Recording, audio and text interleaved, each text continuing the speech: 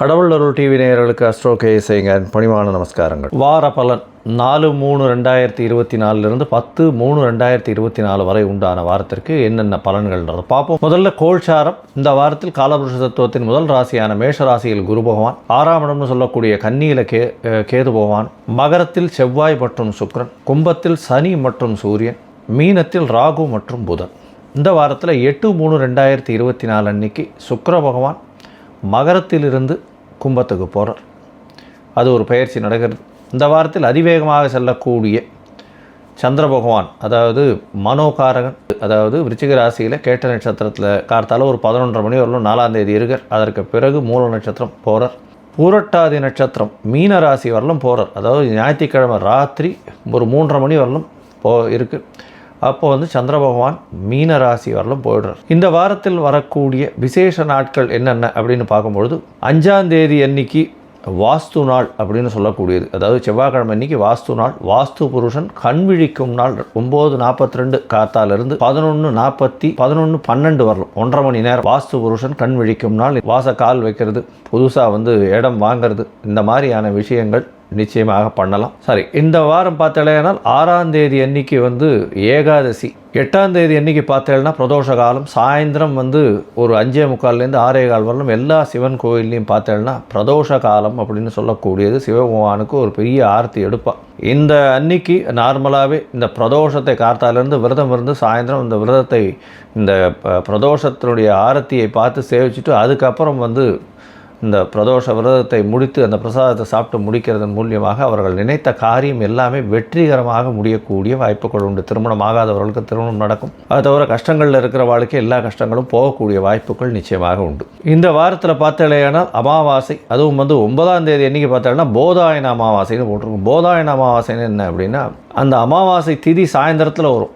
அதாவது கிட்டத்தட்ட ஒரு 5:30 மணிக்கு 5:30 மணி 5:45 மணிக்கு சூரியன் அஸ்தமனம் காலத்தில் வந்துடும். அதனால் போதாயன அமாவாசைன்னு சொல்கிறது. 10ஆம் தேதி அன்னைக்கு தான் சர்வ அமாவாசை. கார்த்தால சூரியன் உதிக்கும் பொழுதே அமாவாசை காலமாக இருக்கும், திதியாக இருக்கும். முதல் நாள் அமாவாசை திதி ஆரம்பித்தாலும் அடுத்த நாள் சூரிய உதயத்தை வச்சு தான் அமாவாசை பண்ண முடியும். மாசி மாதத்தினுடைய அமாவாசை பிதர்களுக்கு செய்ய வேண்டிய கர்மாக்களை செய்ய வேண்டியது கடமை. இது தாய் தந்தையர் இல்லாதவர்கள் கண்டிப்பாக அவர்களுக்கு உண்டான கர்மாக்களை செய்ய வேண்டியது நிச்சயமாக உண்டு. கண்டிப்பாக பண்ணணும். இந்த வாரத்தில் பார்த்தோம்னா எந்தெந்த ராசிக்காரர்களுக்கு சந்திராஷ்டமம் அப்படின்னு பார்த்தாலேயானால் மேஷம், ரிஷபம், மிதுனம், கடகம், சிம்ம ராசி வரலும் சந்திராஷ்டம காலம் போகிறது. இதன் மூலியமாக சந்திர பகவான் மனோகாரகன் 8ஆம் இடத்தில் மறைந்து இருக்கக்கூடிய காலம்ன்றதுனால சந்திர பகவானுக்கு உண்டான எளிய பரிகாரம் முடிஞ்சதுன்னா பக்கத்தில் இருக்கிற கோவிலில் வெள்ளை அரளி செடி, அது ஒரு 2 செடி வாங்கி தானமாக கொடுத்து அது ஒழுங்காக நல்லபடியாக வளர்கிறதுக்கு உங்களால் முடிஞ்ச ஹெல்ப் பண்ணுங்க. தண்ணி பாய்ச்சறதோ, தண்ணி கொஞ்சம் டெய்லி கொண்டு போய் கொட்டிட்டு வர்றது, அந்த மாதிரியான விஷயங்கள் பண்ணிகிட்டே வாங்க. உங்களுடைய சந்திராஷ்டமத்தின் தாக்கம் நீங்கும். சரி, இந்த வீடியோ பார்த்துட்டு இருக்கவளுக்கு என்கிட்ட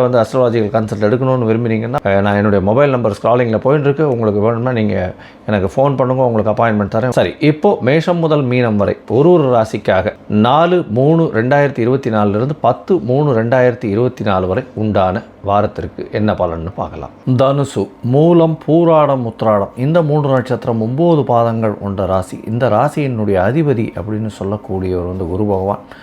தனுசு ராசியின் அதிபதி குரு பகவான் 5ஆம் இடத்துல இருக்கிறது விசேஷம்.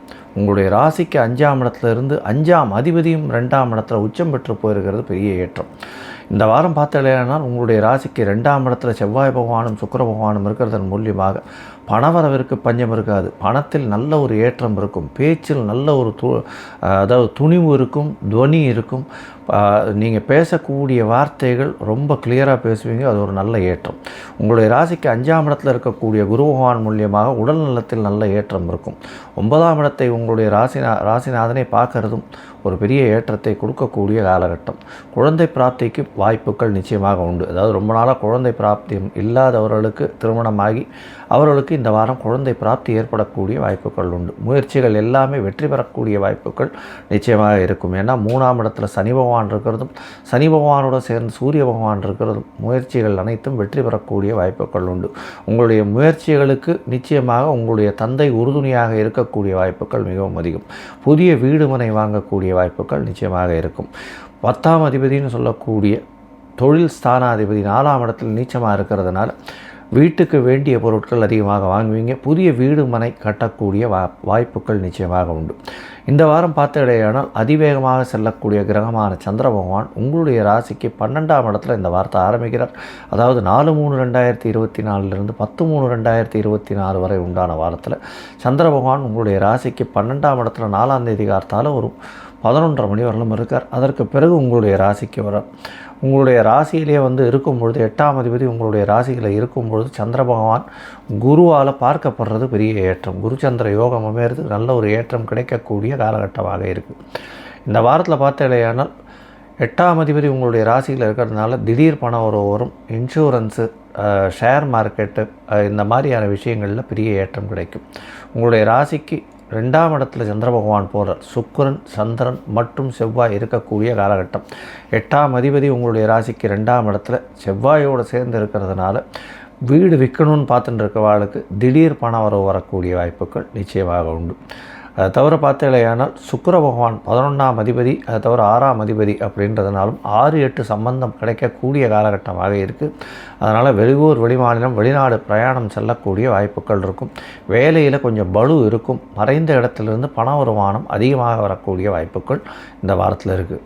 உங்களுடைய ராசிக்கு 3ஆம் இடத்துல சந்திர பகவான் போகிறார். அதாவது 6ஆம் தேதியிலிருந்து, அதாவது 8ஆம் தேதியிலிருந்து 10ஆம் தேதி வரலும், அதாவது 10ஆம் தேதி ராத்திரி ஒரு 9:30 மணி வரலும் இருக்கக்கூடிய காலகட்டமாக இருக்குது.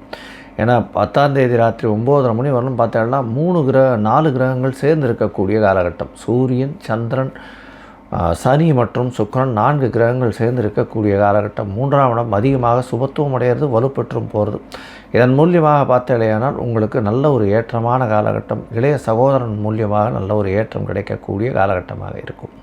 உங்களுடைய ராசிக்கு பார்த்தேன்னா 3ஆம் இடத்துல இருக்கக்கூடிய சனி பகவான் மூலியமாக முயற்சிகள் அனைத்தும் வெற்றியாகும். வெளிநாட்டுக்கு போகணுன்னு பார்த்துட்டு இருக்கவாளுக்கு நல்ல ஒரு ஏற்றம் கிடைக்கக்கூடிய காலகட்டமாக இருக்குது.